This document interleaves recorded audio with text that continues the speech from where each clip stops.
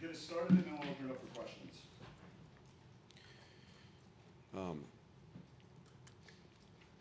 First of all, again, just in a moment where, we had a nice start to the season and a great team win, just to shout out the teammates that we have that make this all possible. Starts with Chancellor Diermeyer, who was in our post-game celebration. Just appreciate his support. I've talked a lot about driving our program forward and the resources we're going to need and being aggressive. And without him having a vision for the success that we can have, none of that's possible. And then, of course, the best teammate that I could ask for, Candace Lee, who is the best boss in America. So thanks to them. I also want to shout out our facilities team, who, I don't know how they did it, because, if you were there for the scrimmages, there was a lot of work that needed to be done. But Tom Howard, John Kelly, Andrew Lee, Jordan Meltzer, and the Barton Mallow group too. I mean, walking through the concourse last night, it was incredible, the effort and the hours they put in to get that stadium ready. And I'll be excited for the south end to be done, but what a classy north end of that stadium, and what a great statement for Vanderbilt football, for Vanderbilt University, that we're now on the road to change. And as far as the game goes, look, that was the full catastrophe. I mean, it had everything that you could ever want as a coach. Some of that you don't want, but I don't know that the script could be written differently for our program, because part of the demons of our past are giving into the adversity that you're going to inevitably face in a football game. And when those waves started to crash, we I think in the third quarter lost our cool a little bit. And we got to learn from that, because, we were fortunate to come out on top. And maybe fortunate's the wrong way to put it, because that doesn't give credit to the players and the heart that they played with, because they went out and won that game. But ultimately, there's going to be so much to clean up. And not to default to coach speak, but look at the execution in the third quarter, some of the fourth quarter, the explosive touchdowns. I mean, you take a lead like we had at halftime, and you come out in the second half and you build to a stop there early, and you put a lot of pressure on them, and we could be talking about a whole different type of victory. But a win's a win. And I'm thrilled. I'm thrilled for, again, our program. I'm thrilled for our players. I think the players that have stuck with this, not many people are tough enough to keep coming back into it, and we demand the highest level of operation here, and we got a bunch of tough players who've been here for now 3 going on 4 years that have continued to fight. We've added a lot of tough people into this program that are helping us get across the line on a day like today. I thank them. I thank our staff that works such long hours, for a win like this. So much sacrifice involved there, and then it's game one. So we're margins away from coming in talking about a disappointing loss. That's the reality. And what we do now is we celebrate this tonight. We wake up tomorrow. We focus on Alcorn State. We focus on improving as a football team. And we didn't show up this season to win one game, Gentry. That was the conversation we had on Tuesday. This isn't about one game. It's about having a good season and what a good season requires. This is a marathon, not a sprint, but we are absolutely going to celebrate a tough, hard-fought team win today. With that, I'm happy to open up for questions. If there are any questions, maybe I'll just answer them. What do you think of Diego Pavia, both how you get these stats, but also everything else that goes along with the The biggest compliment I can pay him, and I speak on behalf of the team when I say this, is when the ball is in his hands, you're never out of the fight. We say in this program, belief is a practice. And that means that your actions, no matter your circumstances, should reflect the deep belief you have that you're going to come out with a positive outcome. And Diego embodies that in everything he does. So whether it's the way he trains, whether it's the way he studies film, certainly the way he competes in practice, and obviously today we saw a warrior out on the field that was going to put the game on his back. And we had a couple of drives there in the third where we weren't able to get rhythm, and again, that was kind of a moment where we had breakdowns in all three phases. But I had no doubts on the 2-minute drive we were going to tie it. I thought we were going to end it with Brock. I'm glad, obviously he hit a critical one early. Love that dude. He'll get more chances, but the team had his back too. And when we went to overtime, I knew we were going to score, and it was just about building to a stop defensively. What kind of emotions are you feeling? Did you feel after the game, being a Nashville native, playing here? I mean, how special was this? I see what you're trying to do there, Billy, and I don't appreciate it. No, you guys know me. I'm an emotional person, even though I don't, maybe sometimes the public persona doesn't reflect that. My team knows my emotions, and I feel things very deeply, and this is all personal to me. It's never not going to be personal. And the hard thing sometimes is just continuing in especially moments of adversity, just narrowing your scope. Sometimes you got to let go of the big picture stuff to focus just on the next right thing the right way. And left foot, right foot, breathe. And there's been a lot of that since December. And I think I'm proud of the way this program has modeled resiliency. And I'm proud of our fight. And that is, I can't tell you the number of nights I've had with Barton and Earl and Ben. And, obviously when we brought Jerry on board, Jerry's on that team too. And you put all of it in for moments like this, and these moments are fleeting. And so you hope that there's a broader impact that's being had. And I want that impact to be felt at our university level and on our campus and in the city of Nashville. That's my hometown. And so all of it's personal. My family, my parents, they're all here. So we get to celebrate this together. And then, like I said, I'll wake up tomorrow, exhale, and go back to work. Everything this offseason was all about new stadium, new players, new coaches coming in. But there was some smoke and mirrors over the last month or so talking to people about what this offense would be. People finally got to see it today. It's fun. It's exciting. There's a lot of options. There's so much going on. What did you think of that, and how exciting is that for you to have this new option on the table? I want to first just go back to this change element. And there has been a lot of change here. I also think that I don't want to discount the work and investment that's been put into this foundation. The bones that we've methodically set here for 3 years aren't bad, and so, again, it wasn't like starting over. What we needed to do was make a couple of course changes, and not that they were insignificant either, but we needed to make a couple of course changes that allowed us to reach further into our potential. Like today, that was a good team that we played against, and a credit to Coach Pry. That program, that's a tough Virginia Tech team. To win against tough teams, it's going to take every ounce that you have. And so, again, those course changes that we worked on, and the hard decisions we had to make, and the changes we made, it didn't wipe away the work that's been invested to this point. Now, I'm talking about culture, and you're talking about offense. So let's shift gears. I've had a hard time finding answers for our run game as a defensive coach.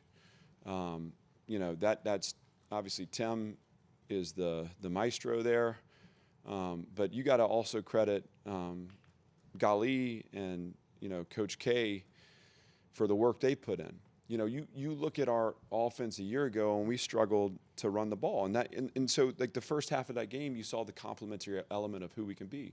We generated turnover, we scored touchdowns, we had the field goal, we make stops on defense, and you shorten the game. Now, we fell out of that rhythm in the third quarter, and that left us exposed. But I think we have a great staff, and then we have good players too. And there's more for those guys. I think you saw the run game. Obviously, Diego, what he does, the motions, the options like you talk about, the RPO stuff, the shots. Eli Stowers had a big catch for us on the sideline. And yet there's going to be meat on the bone too. Like we got more that we can do there. Quincy is a half a step away from breaking a glance on an RPO, and he's a big, strong pass catcher. Junior Sherrill. There's so many guys. So yes, it's exciting. I think at least for 3 quarters today, we painted in focus the vision of what this program needs to be, and now moving forward, it's going to be how do we capture a 4-quarter effort. You mentioned the process over the last 3 years that you think has been pretty sound.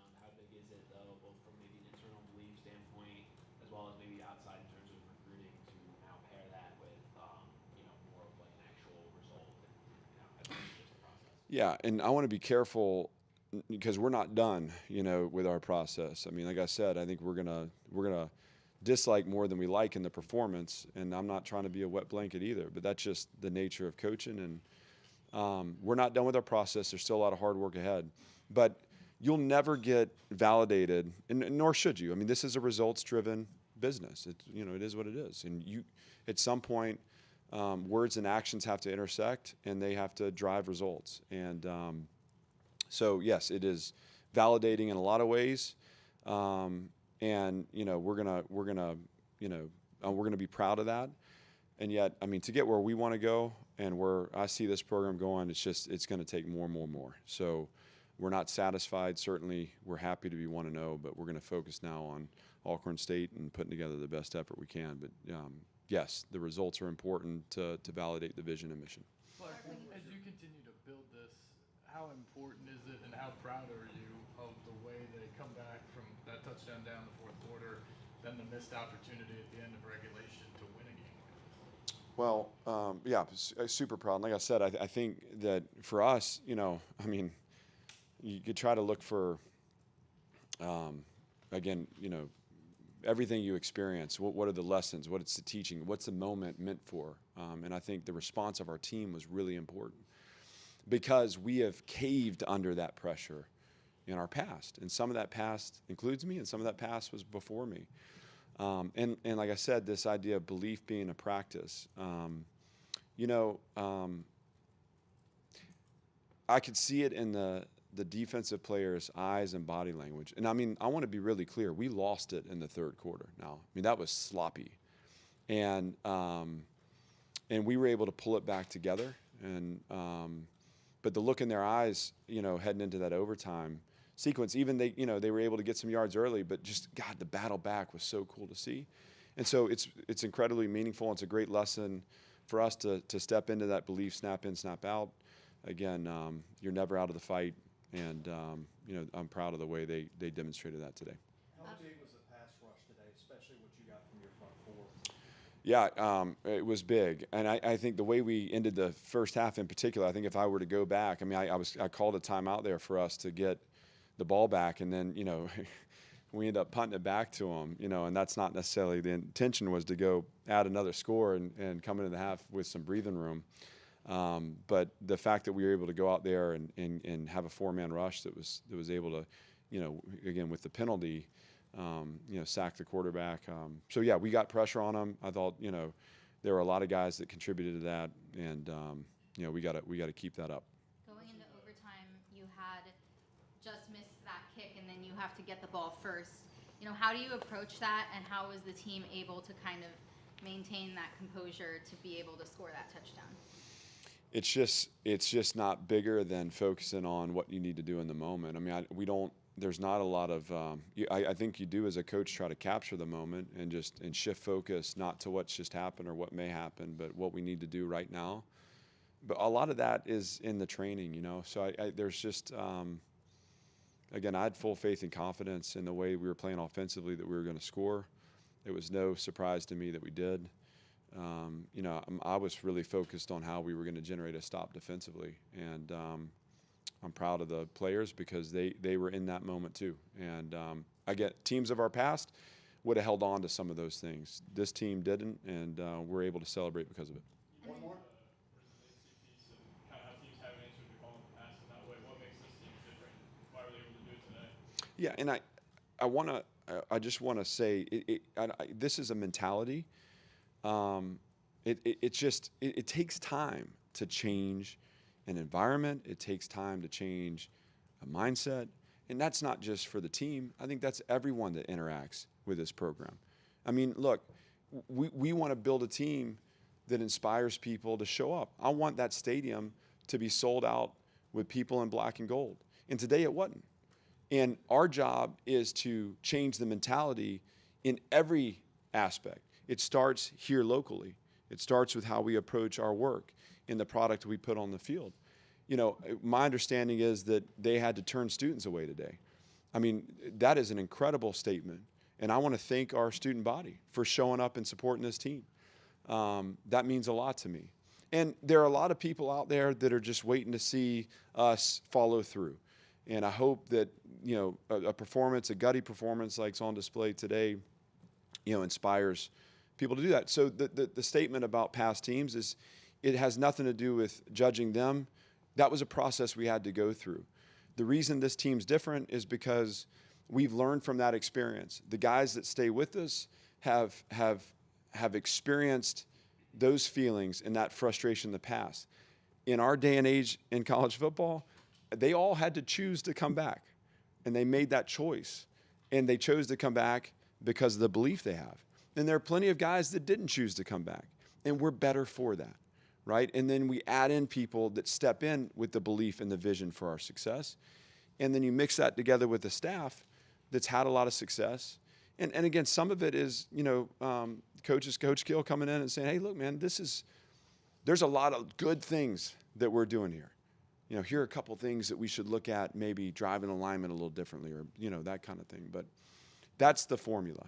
And we couldn't beat a 1-0 in year 4 without experiencing all of it. Or at least, if we hadn't experienced it, any of this would have been fake, right? But we've earned it the long, hard way.